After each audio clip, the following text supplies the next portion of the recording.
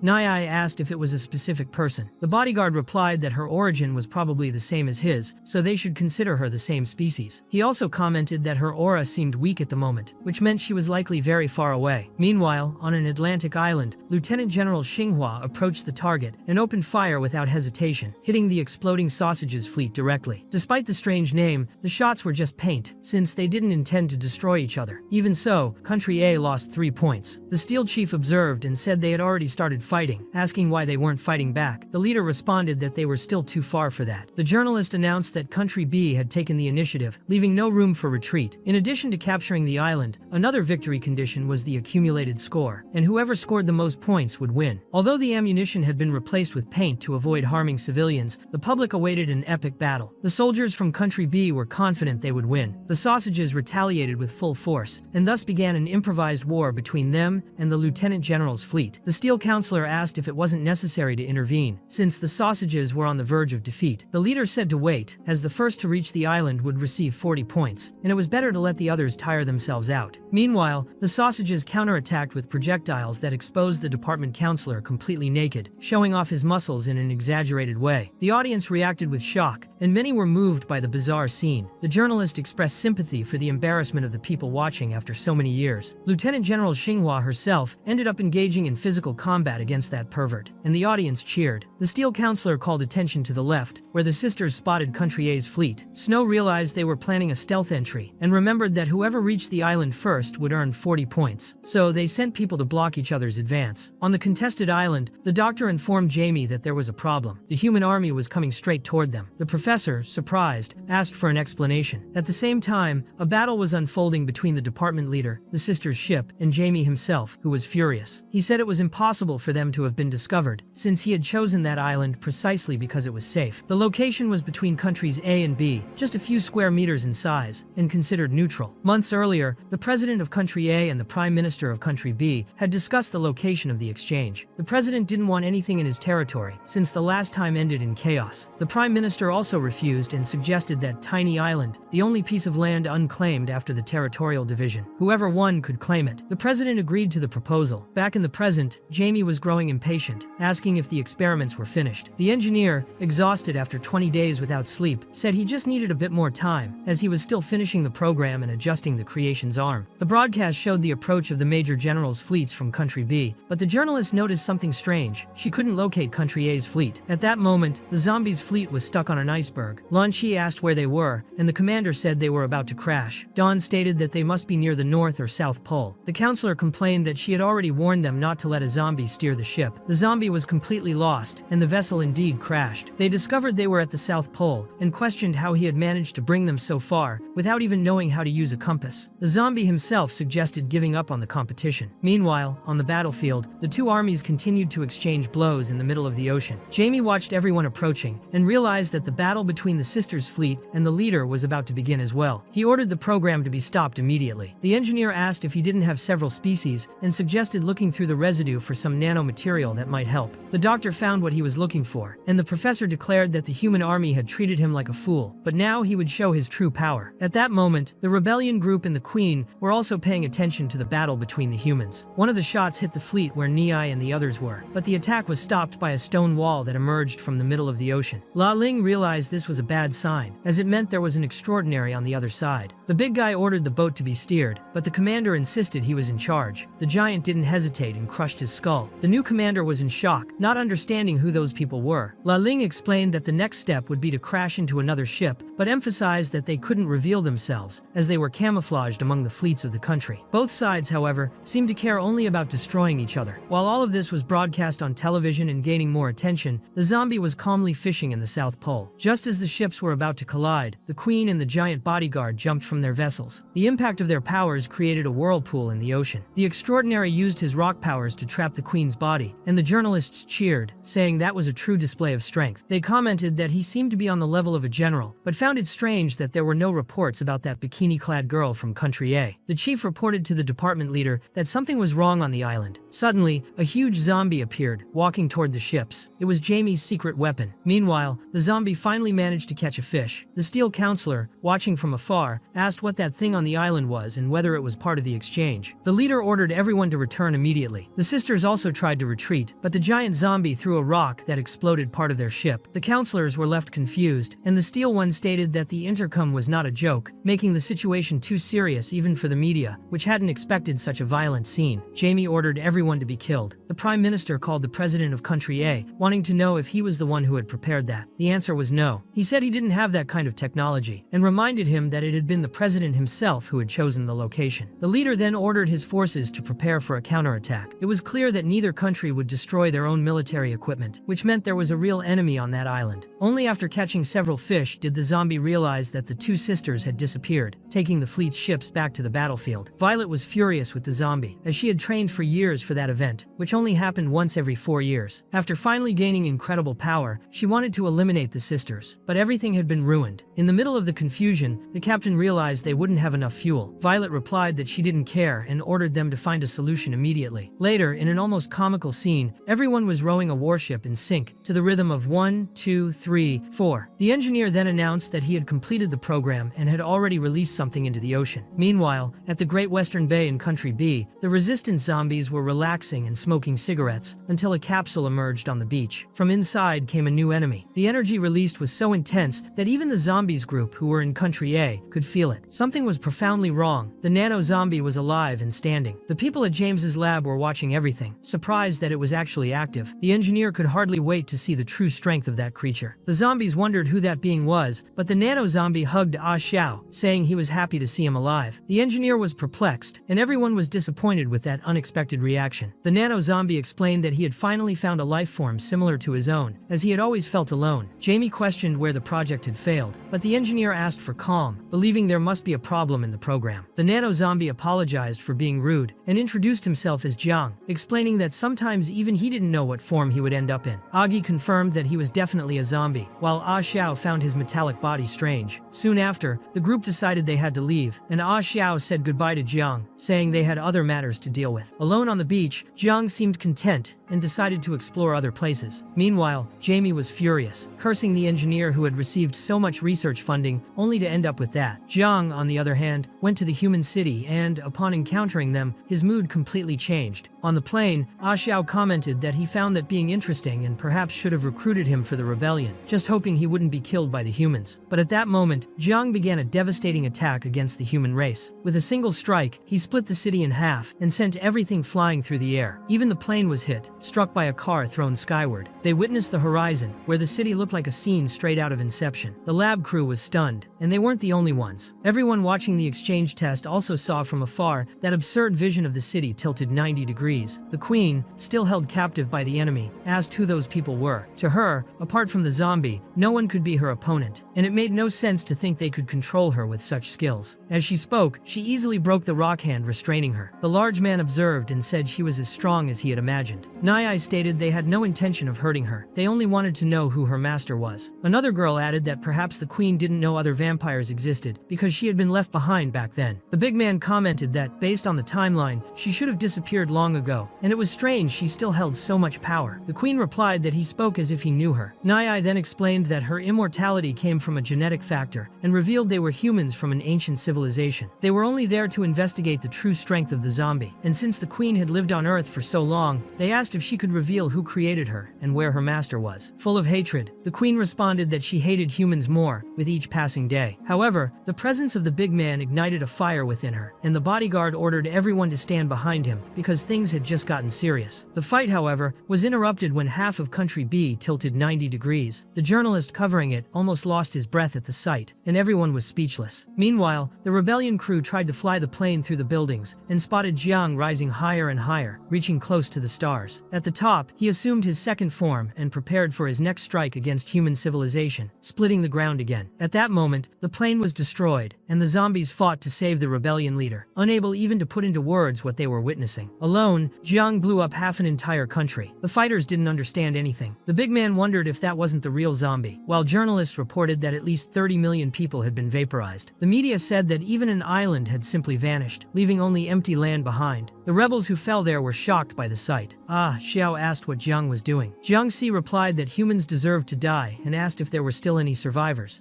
Shi tried to hide the rebellion leader since she was human. Xiao insisted that there were no humans there because if there were, they would have sensed them too. Another Xiao ordered them to protect the leader. At that moment, Jiang used only his mind to pull Xiao close to him and asked why they were wasting time with humans. Xiao asked if they weren't brothers. Jiang said that if he killed him, he could create zombies however he wanted. Xiao noticed his personality had suddenly changed and wanted to know why. Xiao replied that he was just overthinking things since they hadn't been contaminated by the humans. He then passed along the location of a city in the southwest with 70 million people, and Jiang immediately headed there. The pressure of his presence was described by the zombies as overwhelming. A journalist spotted the movement from above, and the helicopter descended to try to make contact. The rebellion leader said they had to stop him because their goal was coexistence between zombies and humans, and they couldn't allow such large-scale destruction. Xiao replied that it was impossible to stop that creature, estimating that within half an hour, humans would be wiped off the face of the earth. When the journalist got closer, the rebellion leader used the broadcast to inform TV viewers that a terrifying being was massacring humans on a large scale. She asked everyone to seek shelter immediately, but among the viewers, some doubted it, wondering why they always seemed like idiots on television. At the same time, on a cliff above the city, a commercial shoot was happening with a model. That's where Jiang appeared. Since it was being broadcast live, the cameras captured the moment he disintegrated the model just by raising his hand. Then, in front of everyone, he summoned his power to annihilate the city. The zombies group watched the display in shock.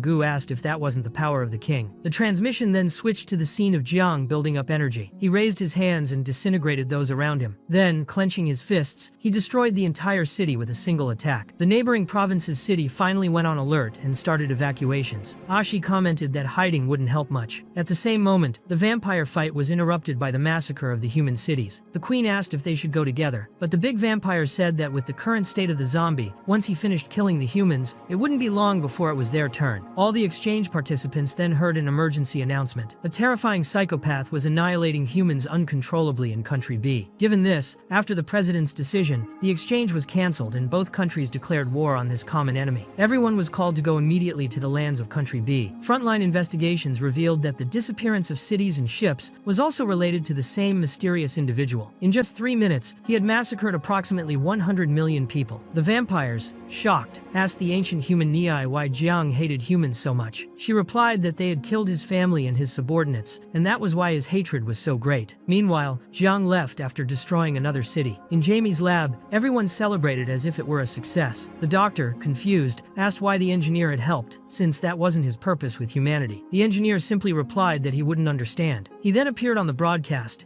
introducing himself as an ancient human, an elder. He showed a recording of the zombie in his final form, explaining that this being represented the zombies who had destroyed entire civilizations in the past. Because of him, human development had been interrupted repeatedly, generation after generation. Even so, the zombie remained alive on Earth, always observing humanity. According to the engineer, that was why they created creatures capable of facing him. He concluded by saying there was nothing to worry about, because after thousands of years, humans were still human. The destruction of civilizations, inevitable until now, only made them stronger, and his recording was his contribution to humanity. Meanwhile, the zombie remained calmly fishing in the South Pole, while the extraordinaries gathered to confront Jiang, who was sitting on a pile of bodies. The global population rooted for the extraordinaries to eliminate the threat. Many began to wonder if that being was the real zombie, but La Ling stated that something was off. Suddenly, Jiang's speed was so great that he created a tornado. However, it wasn't just strength, it was a transformation, his third form. The extraordinaries thought it was a bluff and advanced to kill him, but Jiang revealed the real danger. As they all attacked him at once, they were pulled into a void and disintegrated into dust. The audience watching was in shock. The queen shouted for them to flee immediately, as he couldn't be defeated there. But before she could finish speaking, she was pierced through the heart. Violet tried to fight back, using her transformation to break through that empty space, but she too was defeated. Jiang continued destroying city after city, effortlessly. Gu declared that this was the king's fourth form. Blackie commented that his aura felt very similar, and wondered if it could be the king himself. Gu suggested that, since the king wasn't present, Blackie should decide whether they would approach him. Blackie replied that if it truly was the king, he would follow his decisions, recalling that he had already wiped out humanity in the past. Despite that, Fur disagreed. He questioned whether they truly believed that being was the king, stating that they had only used his genes to modify the appearance. Fur reminded them that the real king always fought for peace and would never involve himself in massacres. Their king was seeking the truth, something far nobler than that iron-skinned monster. Lang supported Fur, saying they were right. Later, everyone gathered before Jiangxi, who seemed disappointed. He even transformed again, but in his primordial state, he displayed enough power to wipe them all out like children. Bored, he said he would come back to play after exterminating all of humanity, and then headed to the next city. Violet, still in disbelief, said it was impossible to fight him since they hadn't even survived a single strike. The queen, though very weak, began regenerating. Meanwhile, the zombie continued fishing at the South Pole. Around the world, it was announced that they were facing an unprecedented crisis. In just half an hour, thousands of cities had been destroyed, and the mysterious individual showed no signs of stopping. The next target was precisely the city where the zombies were gathered. As Jiang approached, Fur asked if they would just stand by and watch the destruction of the king's city. Blackie said they were still too young, but Lang had already transformed to protect the city. The survivors were in shelters, as it was confirmed that more than half of the global population had been exterminated. This was the most severe disaster humanity had ever faced. Jiang began to wonder if humans and zombies could live together, finding the idea amusing. Fur, on the other hand, reminded them that this was their city, and they couldn't forget that. Jiang stated that he didn't know who Fur was, and had no idea who he was. At that moment, the president of country A made an announcement, saying that as long as the light remained, they would not be exterminated. Meanwhile, Fur tried to confront Jiang, but was defeated with a single blow. The zombie returned and saved Fur from the fall, asking him to evacuate everyone from the city immediately. Lang was also taken down with a single hit. Jen commented that things like this happen, but Blackie was desperate in the face of the situation. The real zombie appeared, and ordered the immediate evacuation of the population. Suicidal journalists followed every movement, and tracked the robot to the outskirts of the city, not understanding why the president was so interested in that specific place. Jiang's next strike, which would devastate City H, was stopped by the zombie. Not only did he interrupt the attack, but he also hurled Jiang so far that he crossed the city. Mid-punch, the zombie entered his second transformation, indicating that the real fight had just begun. After launching Jiang into space, the zombie prepared to continue, and the robot watching said it looked like he was fighting himself. The people in the shelter looked on in fear, wondering who that man in military uniform was. Soon after, zombies appeared to evacuate the survivors and take them far away. Many recognized the zombie as the president's bodyguard. Journalists reported that a warrior from the country was engaged in a hand-to-hand battle with a monster. When Jiang came down, he looked like a flaming meteor, initiating a brutal fight with the zombie. His punches destroyed parts of the city's structure. At this point, Vermont was finally released, though not completely. The Steel Advisor asked what they should do, but the leader replied that he suspected a nearby island and decided to investigate. Meanwhile, some doctors were rooting for Jiang to win. The people recognized that he was the president's bodyguard, but wondered why his appearance had changed. The zombie was now in his third form and easily opened a hole in Jiang's chest. People in both regions cheered as the monster was defeated. The zombie commented that Jiang was still too inexperienced to compare to him. However, the enemy's next attack, which the zombie dodged, caused a nuclear explosion in the atmosphere. Jiang had simply launched a nuclear bomb with ease. Even after the impact, Jiang fully regenerated and entered his third form. Both were now evenly matched in power. Soon after, an energy strike tore off the zombie's head and vaporized his body out of Earth. Many believed he had been disintegrated and that the battle was over. The doctors celebrated, saying the zombie had finally been defeated, and human hope began to crumble. However, in mid-air, particles and cells began to merge. The zombie regenerated completely from a single atom of his body. The audience could not believe what they were seeing, especially when he came back to life completely naked. Some recognized his familiar appearance and said he was the figure recorded in videos of the ancient civilization, the same one who had destroyed humanity in the past. This sparked the idea that both sides were actually monsters. Violet remarked that the zombie was now exposed. Lan Chi said that Jamie was probably responsible and was hiding on that island. The zombie's next strike was so powerful that Jiang's nanotechnology armor began to give way. The explosion of the impact pierced the enemy and hurled him through the moon, Mars, Jupiter, and even Saturn. The zombie didn't wait for his return. He followed immediately, determined, to the edges of the solar system. Meanwhile, Niai observed and said it would be better to return to the shelter because, if the battle continued, human civilization could be destroyed again. On Saturn, the zombie devised a plan and used his power to reverse the planet's rings. He then realized that Jiang had disappeared. He returned to Earth, closely followed by the zombie. At that moment, Jiang used his power to create a horde of nanotechnology zombies from the bodies of the fallen extraordinaries. The zombie did the same, using the cells of people from the destroyed cities. The dead came back to life, and those witnessing the scene were horrified to realize that distant relatives had turned into zombies. The zombie even granted his army the same transformation that Violet and Lan Chi possessed. They all entered their second form and advanced mercilessly, annihilating Jiang's army, who acknowledged the overwhelming strength of that power. The mere clash of their fists was enough to hurl entire cities into the air. Violet realized that if no victor was decided, that world would cease to exist. Earth was not suited to withstand two individuals of such a level. The team then moved to a remote island, while supporters cheered for Jiangxi. Meanwhile, Professor Jamie warned that they needed to escape. First, they burned everything, and then collected the most important research documents. As the helicopter was preparing to take off, Lan Chi held it back with one arm, revealing that the enemy's front line had already reached the site. Once again, they were captured. Violet noticed the engineer present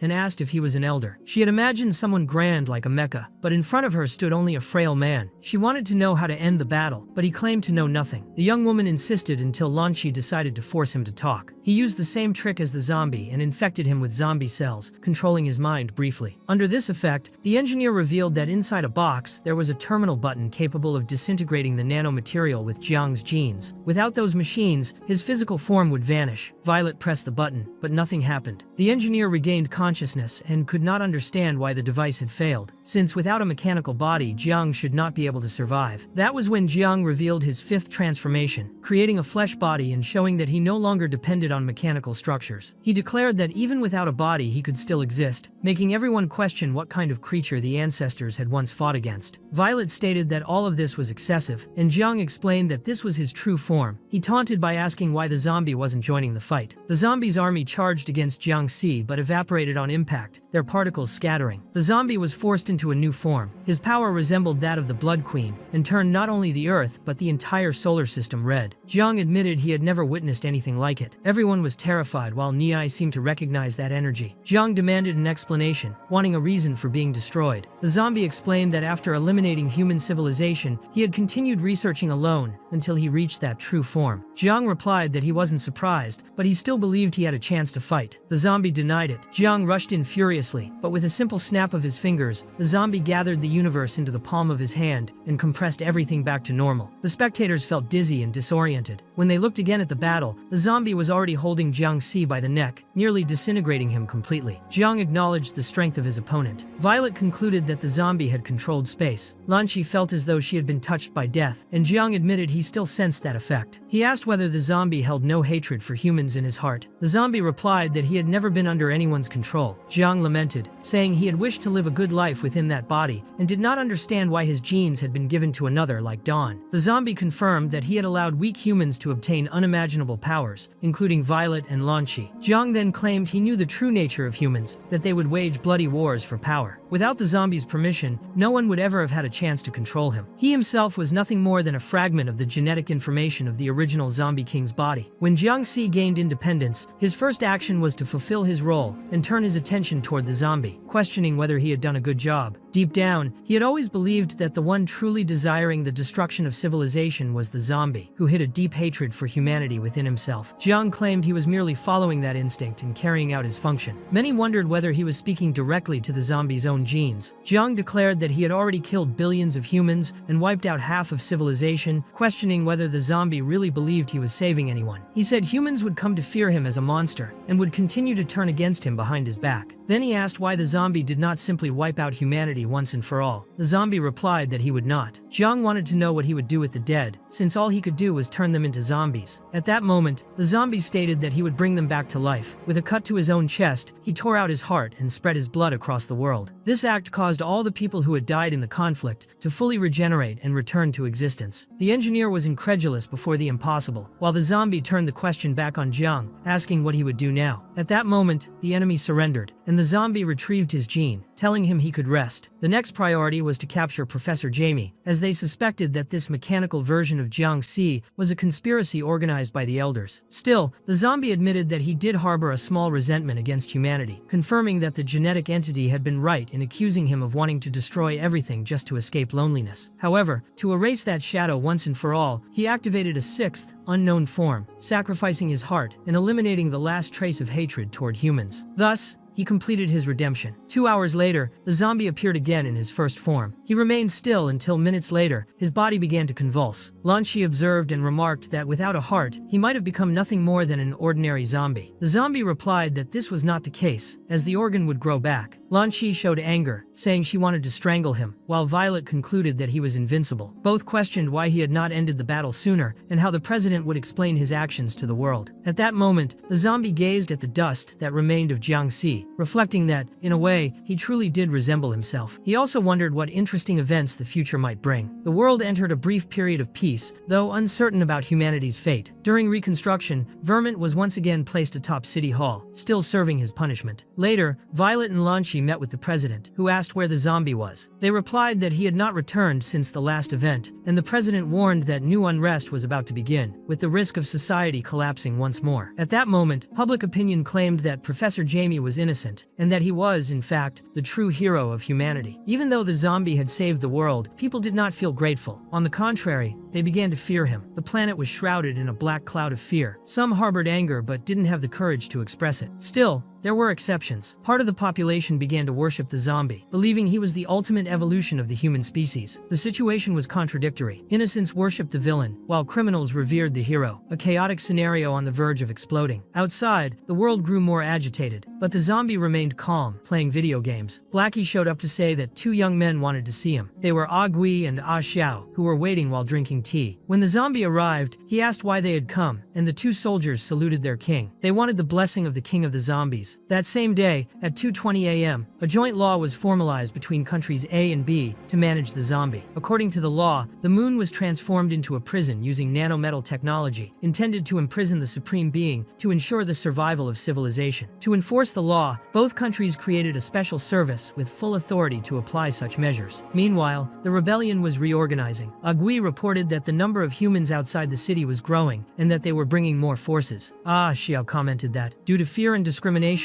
all conscious zombies had been forced to move to City H. He said that this was actually a good thing, since it meant they could find the king sooner. The group, unconcerned with the gravity of the situation, was having a barbecue using the zombies' own fire. Ah, Xiao commented that, with the high housing prices, they couldn't afford a home any other way. Leaving their boss under the bridge like the vampires would be shameful. She, relaxed, lying in a hammock with her feet up, said that humans feared the zombie but could do nothing against him. That's why they didn't repress the common zombies. According to her, they should have listened to the rebellion rebellion from the beginning.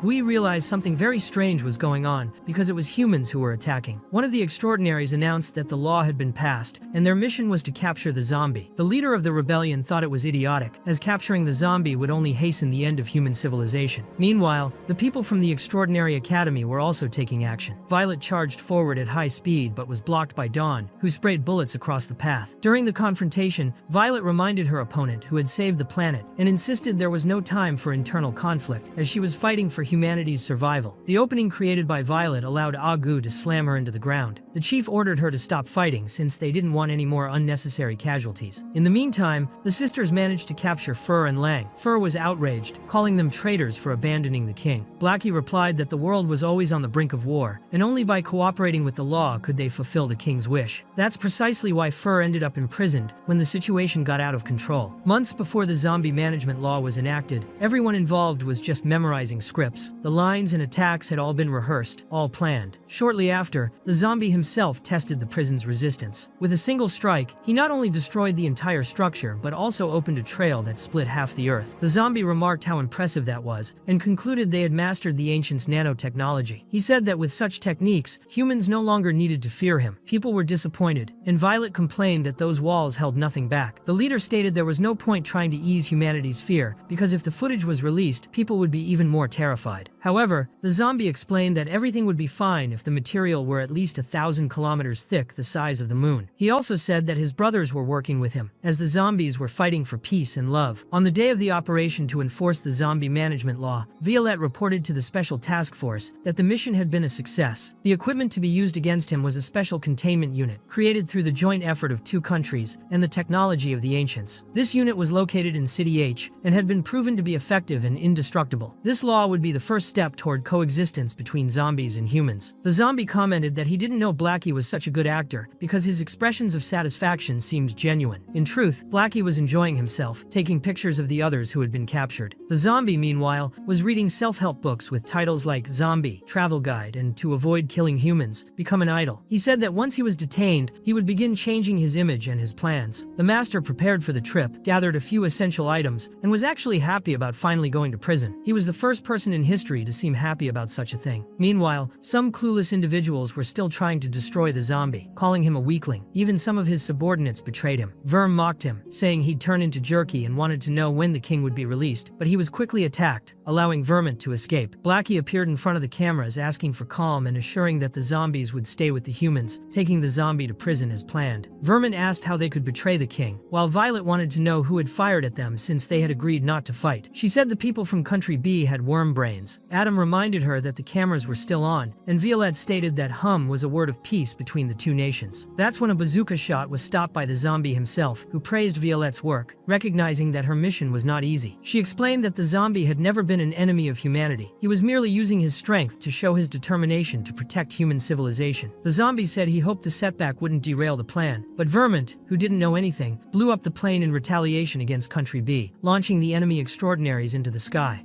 Gu was confused and asked if he was really attacking for real. Maybe the king had spoken with him, and Blackie said that for now, they would just observe. Maybe the king had his own ideas. The zombie commented that he had forgotten to tell Vermont about the plan. He explained that they had agreed to bring the zombie race to prosperity together, and asked if they had betrayed the king, blaming the humans and declaring he would kill them all.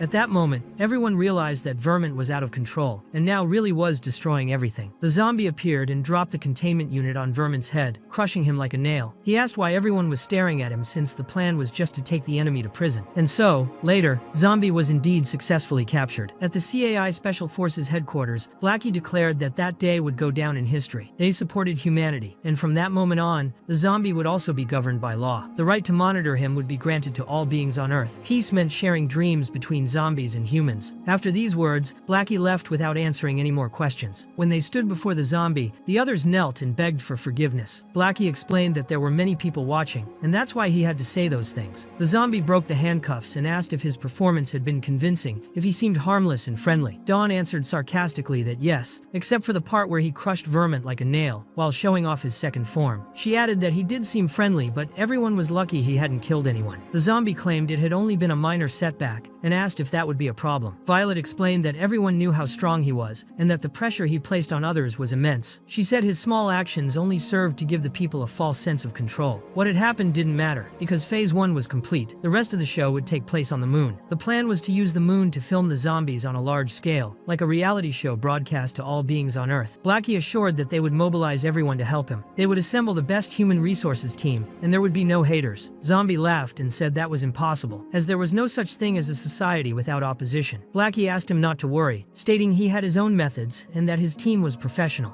Goo asked if he wasn't thinking of killing anyone, and Violet stated that her job was to stay by Zombie's side, keeping a close watch on him. For that, she had to put on an oxygen mask. At that moment, Zombie took her to the moon with him, not in a rocket, but with a giant leap. That was where his prison was located, and they had finally arrived. Zombie commented that it made him feel nostalgic. Violet called out to him, and he remembered there was no sound in space. So, she put headphones on him and asked why he had pulled her from Earth to the moon without warning, since they had prepared a rocket. Zombie replied that this method was more convenient and saved fuel, but said he could take her back if she wanted. She refused, calling him an idiot, and said they were almost there. She explained that the prison companions were friendly and skilled communicators, so there was no need to worry. It was then announced that Zombie had entered the lunar prison, and all defense systems had been activated. The detention was complete. Presidents gathered to observe, and the elder engineer questioned whether they believed they could stop him just by mastering nanomachine technology. He reminded them that 9 minutes and 17 seconds was how long a wall 1,000 kilometers thick made of nanometal could hold him based on when he had destroyed ancient civilization. But now he was even stronger. The president replied that they didn't intend to control him, since even the lunar prison was his own idea. The true objective was to test the mastery of the elder's technology. With these tests, they confirmed that advancements could be made in areas like space travel and terraforming. The prime minister added that if Zombie lost control, the lunar prison would buy enough time for them to board ships and leave Earth, taking the last humans to the stars and abandoning the monster in the past. The engineer, however, reminded them that his own civilization had also fled to other planets, but even then, they didn't escape. At the time, they believed they had finally left Earth behind. Their ships reached the edge of the Milky Way, and everyone celebrated, thinking they had escaped Zombie. But they were wrong. He destroyed all the ships effortlessly, wiping them out without any effort. Zombie was more powerful than the sun itself. The engineer commented that an entire fleet had been lost in an instant. The last message received from command came from that creature, stating that the perimeter of the celestial prison was secure, and that Zombie had no way to escape. However, all those who tried to flee were eliminated. The truth was that the one responsible wasn't Zombie, but rather the divine messenger who was with another group. Nye reported that, according to the report, Zombie had left the planet, and even some of his companions had been accidentally left behind. At that moment, the vampire Tai Shan captured the remaining ones. The queen asked if they were calling her one of Zombie's companions, but quickly freed herself, saying she had no time for such nonsense. The divine messenger, however, said she was just an inferior being, and needed to be reminded of that. The vampire queen became so weak in his presence that she fell to her knees, acknowledging she had to show respect. Later, the messenger took her to the Academy of the Extraordinaries, saying it was the perfect place. The queen asked if they were looking for information about Zombie, and said it was right ahead and could be obtained. She warned, however, that the humans there were strong and held great combat power from modern civilization, and that he should plan better. The messenger told her to shut up, saying he didn't need advice from someone who had been defeated. Meanwhile, elsewhere, people celebrated Zombie's departure from Earth. The chief reminded everyone that, despite being a zombie, he had helped defeat the unbeatable doctor, Jamie, who had caused problems for years. Thanks to him, cities no longer needed to build huge walls to protect themselves from zombies. Zombie had helped a lot, but some questioned whether it was right to celebrate his imprisonment. Iron Bat said yes, because everyone knew he had no bad intentions. But now, with his departure from Earth, they felt great relief. No more missiles would fall on their heads, no more nuclear bombs would be launched at them, and no more nanotech zombies would try to exterminate humanity. The chief concluded that all they could do now was hope the plan would succeed. But they were mistaken, because a new threat emerged. The divine messenger appeared, completely destroying the chief's equipment and mocking the place, saying that the Academy of the Extraordinaries, considered the place with the greatest combat power in humanity, was full of weaklings. The Steel Advisor tried to attack him with his sword, but the blade broke, and he was sent flying. Iron Bat was in disbelief, and then the ground filled with blood as the balloons turned into flaming skulls. The chief replied that those were just boring tricks, and said that humans should not be underestimated. He then fully regenerated using nanotechnology, and activated the Iron Heart, a transformation called Nano 1. Iron Bat wanted to know if they had mastered that technology, and the chief asked how long he planned to stay on the ground. The Steel Advisor also stood up, transformed into Nano 1, saying this would be the perfect opportunity to test their new forms. Iron Bat complained about being the only one without that technology, but still joined the two. Their combined attacks were about to disintegrate the Divine Messenger. The Messenger, messenger, however, stated that more than 1,000 years had passed, and humans remained the same. He summoned a demonic claw, grabbed the steel advisor, and forced him to de-transform. Then, he counterattacked the chief using his own move. He remarked that 1,000 years ago, humans needed an entire starship to deliver an attack of that magnitude, and that in a way, this was even progress. One of the elder humans responded that this wasn't the same civilization he had destroyed in the past. The current one focused mainly on developing combat strength. The messenger simply said it didn't matter, as they were all just dust dirtying the planet. Ironbat asked who he was and if he knew Zombie, to which the messenger replied that, in a way, yes, they were the ones who exiled and sealed Zombie, and now they had returned from the stars to finish off that demon once and for all, and to wipe out humanity while they were at it. The elder tried to warn that a human had escaped, but the messenger retorted that it was useless. There was no escape from death. He grabbed the chief and slammed him to the ground using gravitational force. Then he turned to the queen, questioning whether she was inferior, and commented that the academy claimed to have information about Zombie. He explained that if the queen could find those records, her suggestion to attack wouldn't be seen as ill-intentioned, but rather as a warning to humanity. The queen thought she already knew they were weak, but she hadn't imagined they were so useless, as she had planned to use the chaos to escape, yet they didn't even put up a fight. That's when the elder woman appeared with the information, and the queen confirmed she knew something was hidden. Among the documents was a recording about Zombie, belonging to a variety show with the highest global audience, boasting over 10 trillion likes. The show was broadcast live to the entire planet, and supported by SABE and Maximum Force. At that time, 8,000 extremely dangerous supercriminals had been transferred to the lunar prison, turning the broadcast into a true spectacle of wickedness. Since those criminals had been isolated for years without external information, it was likely they would clash with Zombie without even realizing it. The spokesperson from SABE declared that, even in extreme conditions, Zombie managed to live peacefully with humans. In reality, he was just using the prison as a means of relaxation and exercise. The elder woman commented that they had already sent thousands of defamation messages against Zombie, showing that they were still trying to eliminate the enemies of the divine race. The divine messenger ordered everyone to be silent, declaring that Zombie was thinking. Meanwhile, Violet, who was backstage, activated a set of lights and asked what they were doing, saying they hadn't even shown Zombie's makeup yet. The camera changed focus, and in a rush, the team retouched his makeup. The divine messenger reflected that Zombie, despite having the power to destroy the whole world, now remained in confinement. He concluded that the enemy's true goal was to explore the mystery of the human soul, and at the same time, challenge the authority of divine civilization. The final plan was to break the barrier created by the gods, even if it meant sacrificing generations of destroyed civilizations. With that understanding, the divine messenger declared that Zombie was the most cunning and dangerous enemy of the divine bloodline. He decided to act first, using his power to possess the mind of one of the prisoners and communicate directly with Zombie. When the enemy's crew heard the news, they threw a party in celebration. As the broadcast had been live for days and Zombie hadn't attacked anyone, the public reacted positively, embracing the program. Meanwhile, Violet tried to keep the problematic prisoners under control and said that if they didn't cause trouble, Zombie would stay calm. But a guard appeared, announcing an emergency. The divine messenger decided to test the enemy's strength, striking with the full energy of the possessed human body. However, Zombie blocked the attack using only his hashi. Instantly, the prison triggered a high-level alert, declaring that the target showed violent tendencies. The system went into total lockdown, and a self-destruction countdown was initiated, with only 3 minutes remaining to deactivate the threat. The prisoners, terrified, asked how that was possible, and quickly pointed weapons and lasers at Zombie. But the enemy didn't initiate any massacre, which surprised everyone. Many began trying to calm him down, saying that patience was a virtue, and that harmony could bring benefits. The divine messenger wondered whether this was truly the result of living in peace with humans, but concluded that fear still existed, always linked to repeating the mistakes of the mechanical civilization, and to the cyclical destruction of humanity. Zombie, in turn, understood that this was just another struggle for survival within the prison. Violet explained that he needed to stay calm and handle the situation rationally. The enemy considered how to react. First form, foolish. Second, irritated. And third, calm. He chose the third option. His team, desperate, believed he would kill everyone, while the elder asked them to urgently check the self-destruct system. The divine messenger, annoyed, declared that Zombie was still a destructive demon and ordered the possessed prisoner to reveal his true power. But when the puppet tried to attack, Zombie, just using his intimidating aura, placed a hand on his shoulder and completely broke the mental control. The divine messenger was shocked, asking how it was possible that mere fear had broken his control. Zombie expelled the divine messenger's soul with such force that it didn't just affect the messenger, it impacted everyone in the room. The pressure was so intense that even the resistant bodies of the others began to weaken. Shortly after, Zombie returned to his original original form. The loudspeaker then announced that the target's aggressiveness had disappeared and the alert was cancelled. Zombie declared that everything was resolved, ending the incident as if nothing had happened. Still, those present were completely drained, devastated by the force of that pressure. Even the divine messenger had been wounded, despite not receiving a direct blow. This had not been part of his plans. He questioned why Zombie refused to attack him. He suspected Zombie was trying to turn the humans into pawns in order to seize the authority of the substitutes of the gods. He stated that he would never allow that. Even if humanity's trust in Zombie was shaken, he would not retreat. He ordered everyone to wait for the arrival of the main troops, while he would head to the moon before reinforcements arrived, determined to stop Zombie's advance at all costs. The queen asked if he had just left. Nyai responded that the messenger's target was Zombie, so wasting time on Earth was pointless. The queen remarked that the Academy of the Extraordinaries had been attacked, and that humans would soon realize it. If Zombie's followers joined the Extraordinaries, they would be unstoppable. She then asked if the three before her wouldn't rather kneel. She would offer them a chance to survive. Nyai thought that Lunatic would surely be eliminated by Zombie, and concluded it was time to take advantage of the situation and recruit some followers. Nyai said she doubted the humans would realize what was really happening. She suggested the queen go to the battle site and see it for herself. When the queen arrived, she saw the walls had been completely restored. Nyai explained that no matter the destruction or lives lost, everything could be restored by divine power. That power could transform projections of the imagination into reality. That was the authority of their civilization. As long as that civilization wasn't completely destroyed, humans would never realize they had even been attacked. In their view, disappearing in ignorance was a form of mercy. Another version of Nyai explained that the enemies also fought using gods born from imagination, and asked if the queen herself hadn't been born the same way, a being molded by imagination, a vampire. The queen was offended, asking if they were saying she was the product of fool's imagination. Nyai answered that she could believe whatever she wanted, but the divine messenger had already decided. That meant she wouldn't be allowed to leave. Meanwhile, that same model who had been one of the first to die because of G was alive, now doing new photo shoots. Suddenly, someone grabbed the photographer's foot. It was the chief, desperately begging to be taken to the department. Near the moon, another divine messenger declared that the most powerful force in the vast sea of stars was hidden at the heart of that place. Imagination was the spark that ignited everything. With this power, they had created countless gods and became a divine civilization. With that same force, they imprisoned the primordial demon in his ancient homeland. Over the ages, they traveled through the universe, conquered stars, but never lowered their guard against the demon. That evil being pretended to want to live in harmony with mortals, but that would never be allowed. Using his powers, the messenger stirred the fury of another prisoner. Zombie, who had entered the bathroom line, was attacked, but he simply slapped the opponent and told him to wait his turn. The blow was so impactful that the prisoner immediately calmed down. The messenger declared that soon, Zombie's true nature would be revealed. That was certain. The week went on. Zombie's routine was very irregular. He woke up early, washed his face, retouched his makeup, trained with dedication, and headed to the race challenge. Before the start, everyone around him had been controlled by the divine messenger. However, they were discarded like trash as soon as Zombie began to run. Later, he went to the gym, where he did his daily workouts. Zombie commented that the gym facilities were excellent. The messenger ordered the attacks to continue, but everyone lost mental control after being terrified by what they saw. Zombie was bench pressing 40 tons as a warm-up. The messenger yelled at them not to freeze up, but the prisoners began to wonder if he really wanted them to attack such an absurd creature. Was he crazy? After warming up, Zombie decided to play tennis. On the first serve, he launched the ball out of the moon. Those under the messenger's control literally peed themselves. The messenger got furious, asking if they couldn't even defend themselves. He called them all idiots, saying that wasn't how you fight. Meanwhile, Dawn asked Violet if there were any new reports or anomalies. Violet replied no, everything was calm. The number of troublesome prisoners had even decreased. However, Dawn reported receiving news that someone was causing trouble for Zombie. That caught Violet's attention. She wanted to know who the lunatic was, who was getting involved where they shouldn't. Dawn said there had been talk that there was no reason to worry about Zombie's side, but the leader disagreed, claiming the attack was extremely powerful. The reason was that the chief was currently undergoing repairs. Lan Chi asked about the results of the investigation, and the leader explained that the president himself had gone there with some subordinates, but so far, no abnormalities had been detected. Since all targets had been restored as if nothing had happened, the Sausage Squad was called in to investigate and confirmed that everything was indeed normal. Iron Bat questioned whether something was wrong, but Commander Sausage examined the site and concluded there was no evidence of an attack at the academy. Maybe everyone everyone was just overreacting. Meanwhile, a battle was taking place between the vampire queen and Nai, but the others couldn't see it. It was as if the queen were a spirit. Nai explained that there was no use in the queen trying to make herself noticed. She had merged her mental energy with the illusionary world, so no one outside could see her. She also said that any master of the queen should be of the same divine race, but the queen replied that she had no master and was not a product of anyone's imagination. Tai Shan, who accompanied his master, stated that the mind of such a simple creature would understand nothing and suggested that he should just break her bones and end it quickly. The queen acknowledged that he was indeed strong, since last time she had been careless and was hit, but now she was determined to eliminate him. While the president returned, having found nothing abnormal, the fight between the two vampires finally began. The impact of their blows was so intense it caused explosions all around. Nai warned they had already wasted too much time there. The illusionary world was about to disappear, but she managed to temporarily reinforce it, while Tai Shan handled the situation. The queen seemed to be easily overpowering Tai Shan and mocked him, saying he was too full of himself. Tai Shan's master found it odd and stated they would make him remember who he really was. Then, Tai Shan activated his final transformation and used the power of the stone to become the immortal mountain. He had turned into a true wall of combat. His master explained that the strength of mind and soul was born from the imagination of those who act in the name of the gods. Tai Shan declared that the queen would never be able to destroy Mount Tha, but she replied that he talked too much. The mountain strike was so powerful that the queen didn't anticipate it and lost her arm. As she tried to regenerate the lost limb, she was forced to dodge the next attack. Tai Shan's master then activated his blooming, causing spikes to emerge and pierce the queen's entire body. It was as if she were trapped inside a cocoon of jagged mountains. The master warned that the queen shouldn't think too highly of herself just because she could regenerate. Those spikes would drain all her divine energy until nothing was left but a puddle of blood. She ordered the queen to beg for mercy, but suddenly the queen's body began to melt. Tai Shan's master thought it was too fast, but Nai realized the plan. The queen landed a direct hit on the master's neck, and Nai had to intervene to save her, saying she had gone too far. The queen then stated that even divine beings could be hurt like any other creature. Nai remarked that had she arrived a moment later, the master would have died, but fortunately, the wound was quickly healed. The two decided to fight together to defeat the vampire queen. That's when Nai used her most powerful technique, the invocation of eternal serenity. Now, both were at full strength to face the enemy. Everyone on the plane could see what was happening, but Nai renewed the illusionary world and made sure no one could see anything again. The queen was also affected by the illusion, which allowed the strike from Mount Dai to hit directly. She couldn't see for a second and was struck. The other master was impressed by the girl's resilience and wondered how she was still able to fight. She also wanted to understand how powerful she must have been in the past. Anai commented that the last time she had seen that girl, her aura was almost non-existent. She also remembered that she had spent about 1,000 years on Earth and should have disappeared long ago. But the invocation of serenity noticed a mysterious force inside the girl. That was what kept her alive. In fact, what was inside her were the zombie genes that Jamie had implanted. Serenity said it was a good thing. The queen still couldn't fully control that mysterious power within her, because if she could, they would have already lost that battle. The queen then summoned her bloodstorm and declared that if they liked hiding in illusions so much, she would send them straight to death. Each raindrop turned into a sharp needle, a deadly weapon. Serenity and Tai Shan, in his mountain form, tried to protect the two, but even with their efforts, the needles struck everyone. Even Serenity herself was wounded. Tai Shan reverted his transformation afterward, and when the illusionary world came to an end, a meteor shower fell upon the land. The mountain was completely destroyed. Nai tried to use her restoration power, but she couldn't anymore. She was too weak, and her mental energy had run out. It was Serenity who saved them at that moment, otherwise, they would have died. The master looked at her, trying to understand how someone could be so strong. Nai explained that Serenity was fighting with everything she had, and without a host, she had burned all her energy in that last attack. The queen declared victory and left the illusionary world. At that moment, Commander Salshicha appeared and asked if they were behind all of it. Before he could attack them, Tai Shan stood up. Nai commented that the illusionary world had vanished, and the master asked Tai Shan to retreat, as they couldn't fight in that state without energy. It was then that the commander immobilized Tai Shan and ordered the others to act. Dawn fired his laser and hit Tai Shan directly, leaving him collapsed on the ground, powerless. The two were about to be captured, but the queen reappeared, standing and pulling herself together. Nai said that it was impossible she didn't even have a host. She had regenerated even after completely vanishing. The queen responded with contempt, reminding them that she had already explained she didn't need a host. She was the queen of the vampires. She had fought against the zombie for thousands of years. She found it pathetic that someone would use the genes of that damn zombie as if it were something impressive. Meanwhile, on the lunar prison, the capital's criminal variety show was about to begin. After half a month of selections, Humans, the show finally aired live for the entire world. The audience eagerly awaited the return of their favorite contestants, especially the dancing prisoners. That's when the zombie stepped onto the center stage doing breakdancing. The Divine Messenger was furious. He couldn't stand that the zombie continued ignoring his presence. The prisoners were ordered to attack the zombie day and night, without rest, but he never showed any anger and continued insisting on this game of living in harmony with humans. The messenger then decided to act himself. After the dance, the zombie asked about his performance. Violet replied that the audience had loved it, and he was currently in first place on the rankings. More importantly, the humans' perception of him had improved significantly. The zombie commented that all the rehearsal time had been worth it. If it continued like this, his dream would soon come true. He was planning to enjoy his future retirement. Then he got ready for the next round of the program, the lunch challenge. Before leaving, he sensed something strange. Violet said she would handle whatever was going on outside. He then proceeded to the next challenge. Outside, the Divine Messenger began his attack, but was intercepted by Violet, who realized the earlier call must have been about him. The messenger was surprised and asked if a human like her dared to raise a knife against a representative of the gods. Violet threw the blade with force and cut part of his hair, making it clear she didn't care who he was, god or creature. She wouldn't let a worm ruin her plan. She said that Violet needed this to ensure her generation's survival. The messenger replied that it didn't matter, everyone would die in the end anyway. He promised to show her the divine civilization's way of combat. The blood moon rose in the sky like a mirror, reflecting fear in everyone's heart. The messenger transformed into a massive creature. This was the form of Vero, the god of legends. Meanwhile, at the SAEB Special Justice Agency, Tai Shan's master was imprisoned. Blackie asked if she had been part of the attack on the academy, but the leader replied they shouldn't underestimate her. They had to send elite forces to deal with the brute who was with her. The other white-haired warrior had fled, but was seriously injured. Lin Chi was still helping the vampire queen in her pursuit. Blackie commented that, to avoid panic among humans, zombies could not directly intervene in battles. However, in cases of interrogation or torture, he was authorized to act. Even so, the elder declared he would never yield. Later, Dawn appeared and explained that the prisoner had actually been quite cooperative. She revealed her origin, number of allies, combat methods, and objectives, all without the need for torture. The information was handed over without resistance. Blackie then asked where that firm stance from before had gone. Dawn explained that to gather information, that civilization studied many books from humanity, and after being captured, accepted humiliation as part of the process. Dawn wondered what kind of books those could be. In any case, the prisoner revealed all critical data. That's when Blackie realized she was part of the divine civilization. That civilization invoked gods through imagination, and had come to this solar system with the goal of purifying it. The Divine Master explained that there was no longer any reason to hide anything. They only kept mortals in ignorance out of kindness, but she claimed none of them could resist the destruction imposed by the gods. Dawn asked if she was so sure that those gods were stronger than the zombie. She replied that the messenger of the gods had already gone personally to the moon to defeat him. According to her, all they had to do was look, but the zombie was there peacefully, in the middle of the lunar show, cooking. He was already on his 7th egg dish. He only cooked eggs. He only ate eggs. The leader assured there was nothing unusual. On the contrary, the lunar program was going perfectly. Dawn asked if that contestant hadn't already been eliminated. The master replied that was impossible. Blackie stated that the battle had already begun. They just had to look at the sky. Meanwhile, Violet was slicing through the countless tentacles of the gigantic creature. The divine messenger grotesquely emerged from within it and asked if the zombie had infected his subordinates with his virus. According to him, that shouldn't have any effect on an inferior human like her. Violet wondered who that being was, since not even the most advanced nanotechnological equipment could completely cut through those creatures. Dawn warned Violet not to get involved with that monster, but she replied that it was easy for him to say. Dawn informed her that the satellite had already locked onto the target's position. All that was left was for her to move away, so the defense system could activate. He then ordered Vet to get out of there immediately. Violet answered that she had no choice, and the only option left was to try that strategy. She once again used the zombie's genes, forcing them to proliferate inside her body. It could kill her, but it would also increase her power. The messenger said he had intended to let all the impure die without pain, but since they had caused trouble, they would now die right there. He then used solar energy to reinforce his invocation. The power of Vero, the god of legends, nearly destroyed the entire moon. Even with Violet's efforts to contain the blast, a massive explosion occurred. One of the subordinates warned that the lunar prison's defense system had been completely destroyed. The leader was shocked and questioned what kind of power that was. The man was using the sun as a weapon. At that moment, moment, Agu arrived, asking what was going on, since an attack had pierced 1,000 kilometers of metal and struck the prison's core. But Blackie explained that the moon hadn't been completely destroyed. The prison was still standing because the zombie himself had responded. He appeared in his third form and rescued Violet, telling her to rest. Then, upon reaching his fourth form, he declared that he would take care of the situation now. It was revealed that, thousands of years ago, because of the zombie, the divine civilization was forced to abandon its homeland and begin a long journey across the vast stellar ocean. During this journey, the God-era civilization witnessed countless wonders in the universe. Their understanding expanded, their perception grew, and their imagination strengthened, becoming their main source of power. The messenger explained that the God-era civilization was too powerful to be understood by the zombie, and warned that if he really wanted to lock himself in that prison, he should stay there until he burned and turned to ashes. On Earth, an alert was issued, confirming a strange phenomenon, an attack from an extremely advanced alien civilization. The moon had been partially destroyed by solar power, and a huge explosion had occurred in space. Inside the prison, everyone was in despair. Violet said the broadcast was still going, and that this time, she would make sure the whole world saw the zombie protecting humanity. The fight was being broadcast to the entire planet. Without any effort, the zombie pierced through the solar ray, passed through the creature, and impaled the messenger, tearing a huge hole in his chest and striking his heart. While holding the heart in his hands, the messenger stated that a demon would always remain a demon. According to him, time didn't change the zombie's bloodthirsty nature, but the zombie used the heart as a weapon and struck the creature again, piercing it once more. Right after, he grabbed the messenger's face and hurled him violently toward the moon. Meanwhile, on the other side of the planet, at the secret base dedicated to humanity's escape plan, the peak of human technology was concentrated in a spacecraft capable of housing 30,000 people living in space. An elderly engineer was there, saying that even though he found all of it meaningless, he would still do his best to help humans improve their severely outdated technology. Jamie was also working on a drug that allowed humans to enter deep sleep and maintain vital functions during space travel. For humanity, time was the greatest challenge, and even if they couldn't achieve immortality, that alone was already a huge advancement. The Prime Minister stated that as long as they managed to escape, he didn't care about freeing the lunatics who had almost destroyed the world. The President commented that they were no longer in conflict with the zombie, and that humanity was now safe. The Prime Minister agreed, saying the zombie had been quiet and not causing problems. But just then, the sisters arrived, bringing urgent news. The astronomical station had detected a neutrogen flash, something that only occurred when a star died, and it had been caused by the zombie himself. The Prime Minister wanted to run away immediately upon hearing that. The death power of the star was enough to completely destroy the creature summoned by the divine messenger. The zombie returned to his original form and apologized for getting carried away. He left the messenger there with a hole in his chest and said he needed to get back to the show. The messenger, even gravely wounded, stated that he had studied the zombie for millennia, analyzing his strength, form, character, and combat methods. But only after facing him directly did he realize the zombie was even more terrifying than any legend. The messenger then fully regenerated his heart, and the zombie asked if he still wasn't ready to flee, using the power and corpse of that legendary god. The messenger invoked Varro's power, saying he had come to end all of this once and for all. After this attack by the substitute of God, the world fell into chaos. The divine human remarked that the messenger had ordered them to cause destruction. But now they didn't even have to try. The fear of the god's arrival had caused civilizations to collapse in mere seconds. But soon the news reported that the aliens had been completely annihilated by the zombie with a single punch. The battle lasted 2 minutes and 37 seconds. The world returned to peace. Some looters who had been stealing in panic wondered if it was all over. Routine returned to normal, and everyone went back to work. The divine human asked what kind of civilization that was. Dawn replied that with the zombie around, destroying the world was just another Tuesday. Those humans had seen it all. No threat seemed truly big anymore. Then she asked if that creature had really died from just one strike. Fur didn't quite understand what was going on, but commented that the moon's cameras only showed a giant red stain.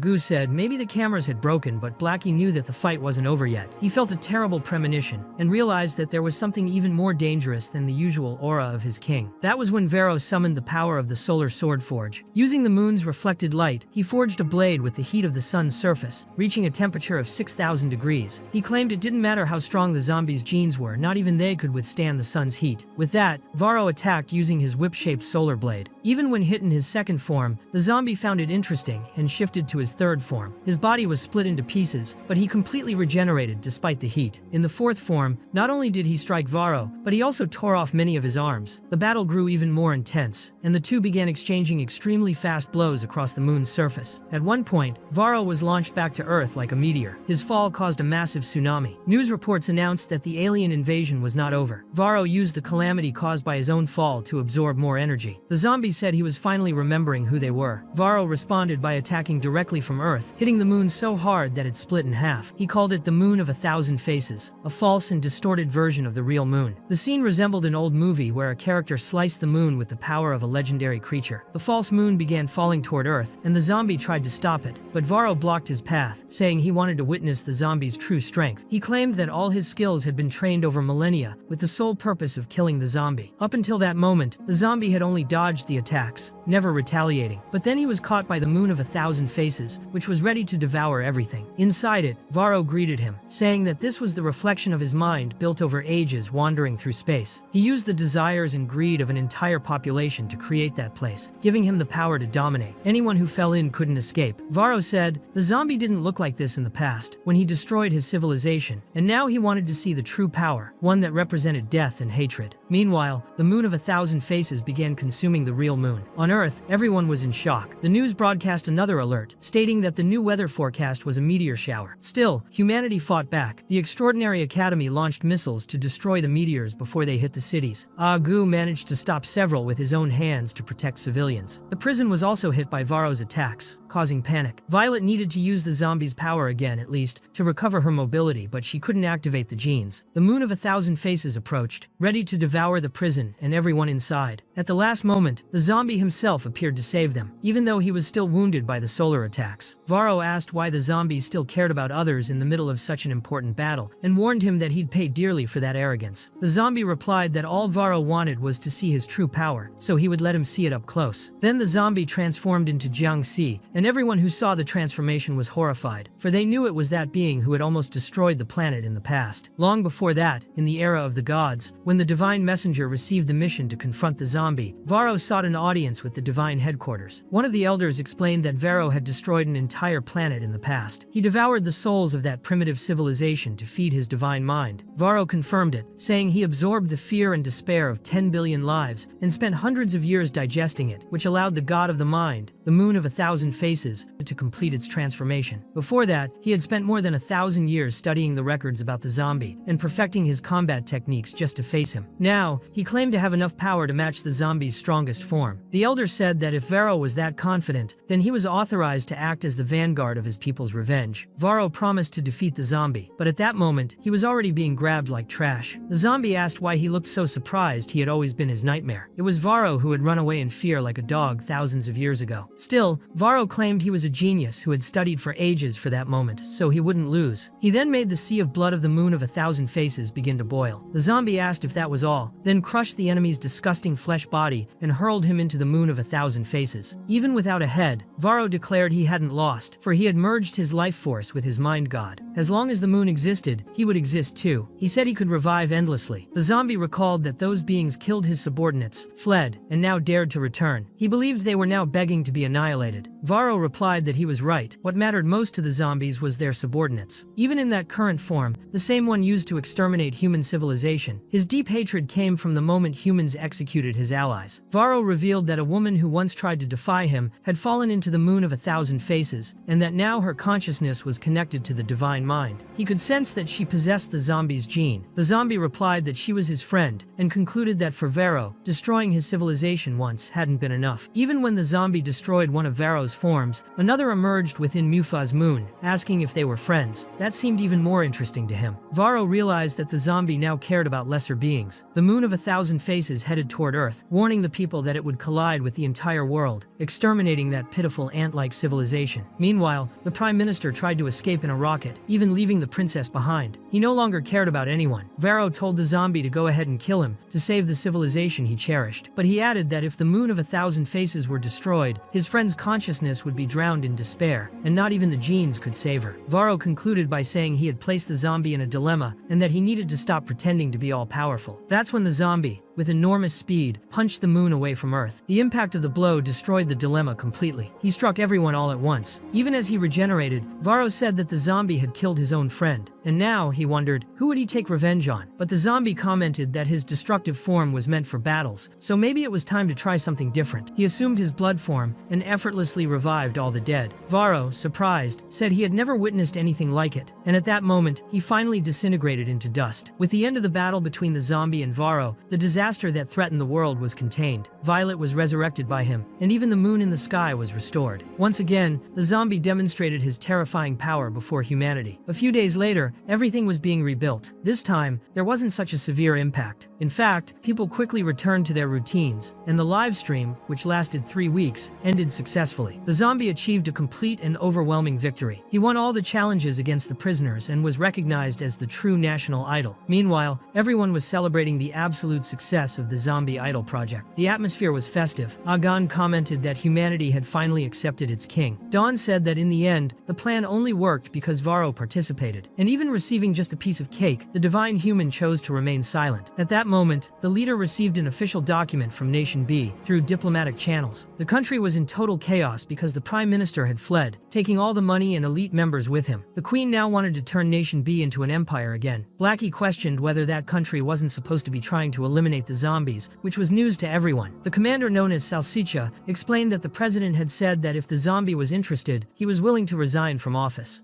Gu replied that this was impossible, because humans had accepted the zombie far more completely than before. The leader explained that the power he demonstrated was so overwhelming that it made all of humanity abandon any opposition. He not only completely restored the moon, but also mentally dominated people all around the world. Faced with this, Agan gathered the group and said maybe this was the same as living in peace with humans. Maybe the king's wish had been fulfilled, but the leader asked where he was at that moment. Dawn replied that Violet was suffering some side effects since being resurrected by the zombie, and he was taking care of her. Violet was in the ocean, training her speed. The zombie, now in his third form, explained that she needed to strengthen her body as much as possible during combat to balance the psychic power she had received. This power was as great as the consciousness of 10 billion people fused inside her. Violet even reached a new transformation and charged at the zombie with great speed. However, he said it still wasn't enough. She needed to unlock an even deeper power within her own genes. When trying to do that, Violet lost control for a moment and attacked the zombie directly. But her strike had no effect, and he said her psychic power was out of control. She was already attacking without thinking, so he broke her sword and slapped her to calm her down. After that, the zombie took her back, saying training was over for today. Later, Violet was in the infirmary and was asked by Dawn if she had failed again. She said yes. It was like before, every time she started spreading the zombie's genes, her body weakened. She couldn't suppress that psychic power. The zombie explained that the problem was the pure psychic power that came from the 10 billion consciousnesses left by Varro. This had merged with her mind during resurrection and couldn't be separated anymore. If she couldn't strengthen her body to the level of a zombie chief, she would eventually explode. And when that happened, the explosion would create a giant hole in the earth, like being hit by an interplanetary bomb. The leader and the chief begged her to train harder and avoid such a tragedy. But Violet replied that it wasn't so easy for her. After all, they weren't the ones getting beaten up. The zombie then said he had another idea. Since strengthening the body wasn't working, maybe it was better to try the method used by the civilization of the gods to control psychic power. He then removed his own brain from his skull and explained that he could use it to create a dream world, so he could take her back to the past and train together from that time. The group was shocked to see him removing his brain like it was completely normal. Meanwhile, in the palace of the Divine Civilization era, Niai managed to send a message. She reported that Dai Dai had been captured and was still on Earth, constantly being hunted. She begged the elder to save them, but he simply asked why she was reporting this. Many still wanted to know where Varro was, but the truth had already been recorded by Niai. She explained that the divine messenger Varro had died. He was martyred during the battle against the zombie. This was the information she gathered after analyzing the combat records, and it was what she reported directly to the elder, seated in the second divine seat. This elder's name was Wang Zikai, and he showed no surprise upon hearing about Varro's death. He said that Varro had been arrogant. He read a few sacred documents, trained a bit, and thought that was enough to defeat the zombie. Ilia, who held the third divine seat, said that Varro had always been like that. Whenever pressured, he sought increasingly powerful forms to manifest. But even that wasn't enough. Niai took that moment to report her most recent observations as well. During all the time she spent analyzing the zombie's behavior, she noticed that he truly wished to coexist peacefully with humans. That's why she decided to question the Divine Lord directly. She wanted to know if it still made sense to consider him a threat. The Divine Lord reflected on the question. He seemed skeptical. He wanted to understand how anyone could still talk about peaceful coexistence after everything that had happened. In his thoughts, there was something deeper. He wondered about all those who had been left behind by the zombie, those who trusted him and were then abandoned. What did that make them? Just forgotten worms? Were they truly disposable? Meanwhile, the third divine seat, considered the most important among all of them, had yet to appear. Meanwhile, the group was enjoying their free time at a bar with muscular, shirtless bartenders. Instead of drinking beer the usual way, Zombie poured the liquid directly onto his own brain, trying to get drunk more efficiently. The sensation of being intoxicated directly in the mind had never felt so real. He commented that that it had been a long time since he last drank, and he remembered that when he drank a lot, his dreams became clearer. The group leader questioned how he could access that kind of memory if it had never shown up on the reality show. But Zombie explained that he avoided alcohol and used to drink milk before bed, specifically to avoid dreaming. That didn't always work, as once he woke up, confused and accidentally destroyed a volcano. Dawn began to realize things were getting dangerous and asked if there was still time to escape, but the leader said no. They were there precisely to obtain valuable information. Zombie kept pouring more beer over his own head while remembering a birthday with his little brothers, and the day Vermont got so drunk, he had to be taken down. In another memory, he recalled a battle where he accidentally sank an entire continent. The surrounding group wondered how that was even possible. It was at that moment that Zombie claimed to have found memories of the ancient civilization. At that time, the world was destroyed and overrun by zombies. Humans lived isolated in shelters, and unlike today where they have enhanced bodies and advanced technology, back then, they relied mainly on their psychic powers. Some humans were born with extremely powerful mental abilities, but their misfortune was that many zombie kings existed, and every time a clash occurred, regardless of who won, the entire area was destroyed. Because of this, humans formed a special elite force to fight these zombie kings. Zombie's memories started to become clearer once he encountered one of these groups. One of the members was incredibly fast, dodging the attacks of a giant dinosaur-shaped zombie, specifically a Tyrannosaurus. Before fleeing, the group's mage asked if there was any treasure inside that place, and another member replied that one might exist if the destinies were intertwined. A third girl wanted to know if that was a yes or a no, and the speedster confirmed there was, but it was just a zombie with mental issues. Zombie himself was running alongside the group, asking where the dangerous zombie they were supposed to avoid was. The mage wondered why there was a zombie running with them too, while Zombie kept insisting he didn't know where the one they should avoid was. Then the speedster realized the next attack from the Tyrannosaurus was heading straight toward the mage, named Gan Ling, and she didn't have time to react. The blow was devastating and destroyed everything around them, but in the end, she was unharmed because Zombie had protected her. He said that memory made him feel good, even though he burned his hands that day. Violet wondered if Zombie also had human friends in other eras, and he confirmed, remembering how strong that Tyrannosaurus was at the time. The zombies from that era were more powerful than him, as he was just another zombie king among many. The group asked if there was anyone stronger than him, and Zombie said yes. Humanity was completely lost back then. He confirmed that from that point on, it was safe to begin reviving the dreams. Dawn wanted to know exactly what the plan was, and Zombie explained that the goal was to teach Violet the ancient method for controlling psychic power. Just watching a recording wouldn't be enough. Dreams provided a more immersive experience. He then focused his power and brought both himself and Violet into the dream. Now they were inside Zombie's dream world. He warned Violet not to stand still or look suspicious. Inside that dream, her role was to be an ordinary person who had decided to help in the fight. Zombie explained that the Tyrannosaurus was about to attack. At that time, he had cooperated with that squad, and they had barely managed to defeat the creature, suffering serious injuries. Violet couldn't lower her guard. The plan was to attack when the enemy blocked a strike. As soon as that happened, they would take advantage of the opening. The speedster still found Zombie's behavior odd, but decided to ignore it for now, and focused on the Tyrannosaurus. Everyone got ready. Zombie was the first to attack, and when the dinosaur defended itself, he found the perfect opening. The blow was so powerful it killed the Tyrannosaurus with a single punch. No one expected that. Zombie wondered where the formidable enemy from his dreams had gone, as now only the shattered rib of the Tyrannosaurus remained. The group of humans observed the scene in disbelief, trying to understand how he had destroyed a zombie king with just one punch. He looked like a monster out of reality. Zombie began to suspect something was wrong. He remembered that enemy and recalled the fight being difficult. Violet commented that it happened thousands of years ago, and that he should be stronger by now, but Zombie explained that it wasn't exactly like that. Even with continuous training and a balanced diet, his full power could only be released in a different form. Each form also altered his personality. In his current state, which was his first form, his power level wasn't that different from what he had back then. That's why he didn't understand how he had managed to defeat the Tyrannosaurus with a single blow. Still, it was after that battle that he met his first companions from that era. Meanwhile, the group's mage wanted to flee the area. Zombie stated that those people were incredibly powerful espers, and that Violet should join them in their adventures. That way, she would surely learn how to use psychic power. However, Violet replied that the truth was, the companions were actually trying to escape from him. After a long time running, the group reached a forest and was gasping for air, exhausted. Everyone seemed to be looking for safety, especially after the scene they had just witnessed. The bespectacled esper questioned what had happened, still in shock that an S-class zombie king Tyrannosaurus had been destroyed with a single punch. Zombie's power surpassed that of any zombie king they had ever faced. Gan Ling noted that he didn't seem hostile, as he had even saved her. Another clever girl had already thrown herself on the ground and decided to rest right there. She said they could continue the mission the next day, and the others agreed. They decided to set up camp in that forest, but the girl was already asleep, completely ignoring her duty to help with the camp setup. The bespectacled Esper mentioned he still needed to upload the battle footage. Ling was also so tired she could barely stand. As the group tried to rest, Zombet watched them from hiding. She thought they looked like interesting people. Zombie said he couldn't just join the group without fighting alongside them, but that wouldn't be a problem, since the group's mission was to recover Fortress Number 9 and defeat the Blazing Flame Zombie King, who had already destroyed 3 cities. Zombie thought he just needed to gain some experience with them until the time came. The old lady had advised him to take it slow, because if he used his full strength too early, they'd be scared again. But the bespectacled Esper soon sensed something odd nearby. Violet commented that his perception ability was impressive. Zombie also noticed movement. Suddenly, flames began burning the surrounding leaves. The bespectacled Esper said it could only be the work of the Blazing Flame Zombie King. And sure enough, it was him ready to set the forest ablaze and eliminate the Espers. The Lancer managed to deflect one of the fireballs, and the Zombie King even showed a bit of respect for the technique, calling the performance acceptable. Then came the next attack, this time from multiple directions at once, led by the speedster of the Z-Peers. But the Blazing Flame Zombie King blocked everything with ease. Ling recognized that he was much more resilient than they had expected. The Zombie King declared that it was all pointless, the Espers were too weak. The group began to panic in the face of the enemy's power, but the speedster showed no fear. He landed a direct kick to the Zombie King's chest and asked if he really thought they'd be defeated by such weak attacks. However, the Zombie King wasn't even scratched. He mocked their strength and vowed to reduce them all to ashes. At that moment, Zombie stepped in right in front of the next attack, thinking it was the ideal moment to act. But he thought he needed to control his strength so as not to cause a massive impact. He began punching the Zombie King in the stomach, just to test the effects, and the girl recognized that it was the same strange zombie from before. Diocles asked if he had been following them this whole time. The Zombie King ordered him to get out of the way, or be killed too. Zombie remembered he had to act gently and kindly with the group, and remarked that the Blazing Flame Zombie King was indeed powerful. He asked for permission to fight alongside them, but the Zombie King refused and tried to incinerate him, intending to erase him from existence. Even so, shortly after, the entire group of Espers was kneeling, revering Zombie, begging for him to spare their lives. Zombie replied that he only wanted to be friends with them. On another day, their next enemy was the Fanged Zombie King, which resembled a giant undead boar. The group's plan was to surround the creature and launch so many attacks that it would be immobilized and distracted.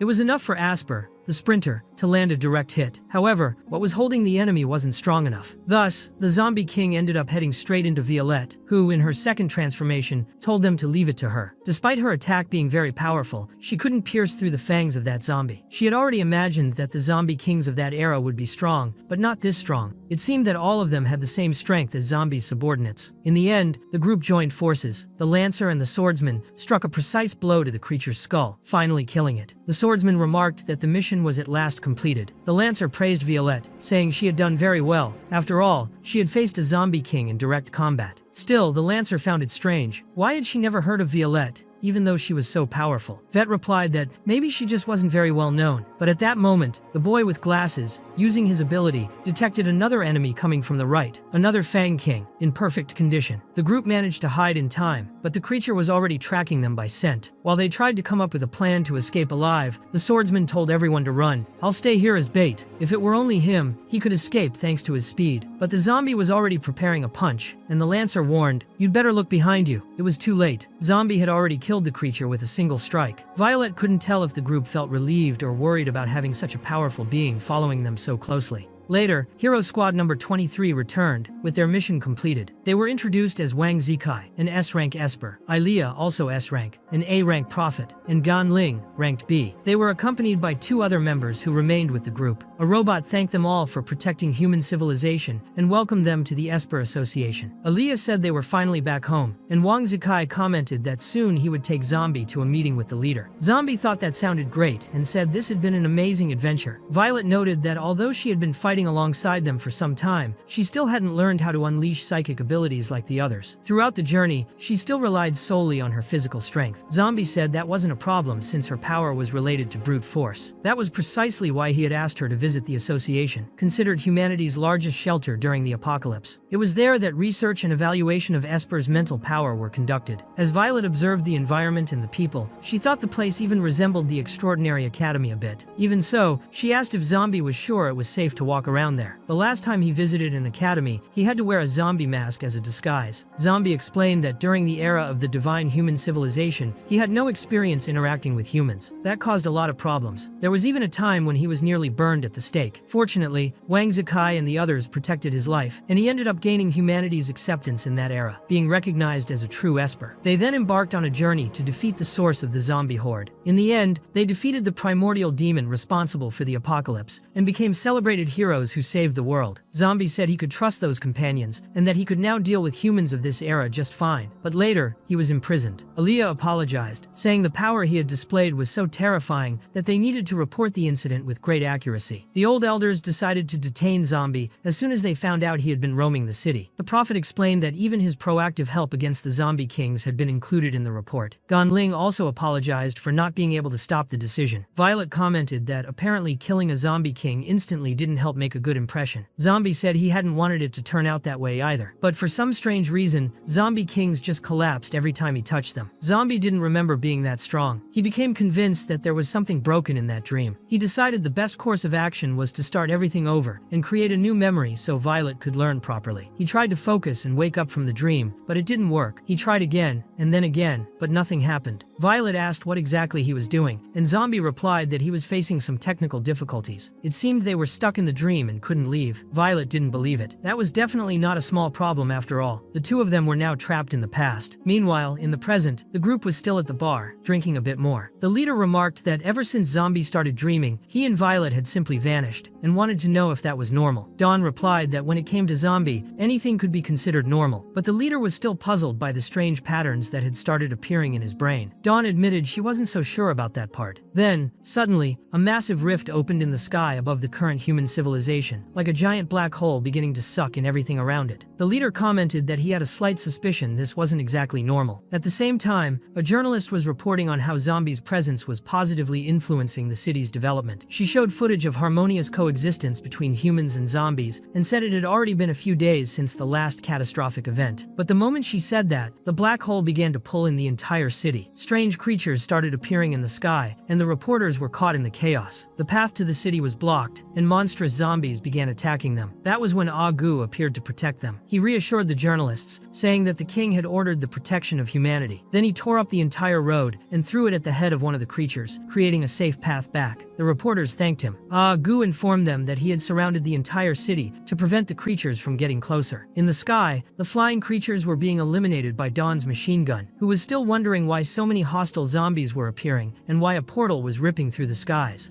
Gun explained that maybe it was the zombie's brain's fault he had gotten too drunk. The rift that formed seemed to be sucking everything into his memories. Where the center of City H used to be, there was now only a gigantic crater, as if something essential had vanished. Even in the middle of the chaos, Dawn kept fighting the creatures while relaying information. She dodged and eliminated enemies with precision.